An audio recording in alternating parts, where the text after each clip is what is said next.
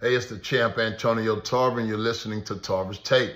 It's the breakdown of Undisputed versus Undisputed. Jermell Charlo goes against Canelo Alvarez as he moves up 2 weight class and dare to be great by facing today still one of the best fighters pound for pound, Canelo Alvarez. Man, when I break this fight down, man, you got to take your hat off to Jermell Charlo. I mean, he's doing what many would think is an impossible feat.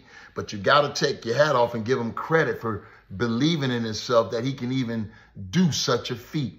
That's move up 2 weight classes and dethrone Canelo Alvarez. You ask yourself, why does he feel this confident that he can beat Canelo Alvarez? I believe because when he's standing up against Canelo Alvarez, he has a tremendous height and reach advantage. And with a guy that knows his way around the ring as much as Jermell does, you know, that gives him the confidence to say, hey, I might be able to go in here and dictate and control Canelo Alvarez from the outside by boxing him.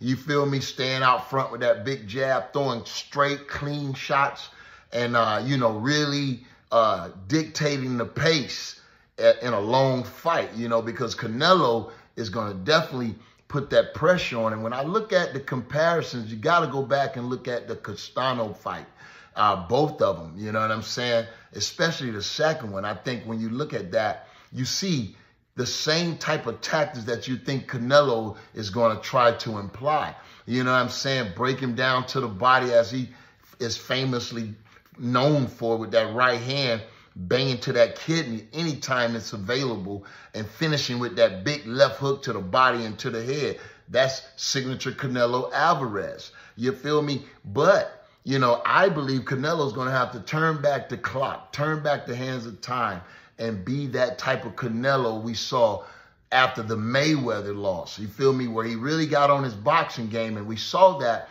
in the Plant fight. I mean, it was one of those rounds where he was doing so much head movement, he made Plant miss. I believe that whole round, he was able to close the gap right there. I think round 8, if I'm not mistaken, he was able to close the gap and bang him out, set up a knockout, late knockout in that fight, and he did it beautifully. And I'll never forget that leaping left hook that he set up, that time shot right there that caused the first knockdown, where he put Plant down and he fumbled all the way over to across the ring. That type of Canelo, man, where he got that head movement, giving them angles and finishing with those tough, hard combinations. It's going to be a tough fighter to beat. You feel me? When you look at the power edge in this fight, you got to go with Canelo. And the granite chin, I think if Canelo is to win this fight, it's going to be his chin that does it for him.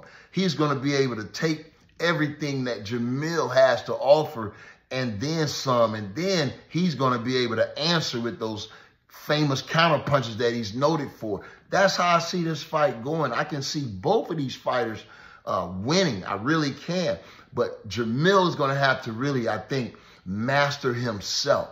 You know, he's a very emotional type of fighter. He wears his heart on his sleeve, and I think he's going to have to transfer that to the thinking part, man. Really come in this fight poised, really come in this fight ready to really dictate the pace, man. You got to break up the rhythm of a guy like Canelo, man, if you're going to have some success. You know, I can't really pick. It's too early. We're a month and a half out. I can't really pick, but those are some of the keys to victory for both fighters. I'm going to be doing some more Tarver's Take as we get closer to the date. There you have it. You've been listening to Tarver's Take. Until the next time, stay tapped in. I'll talk to you then.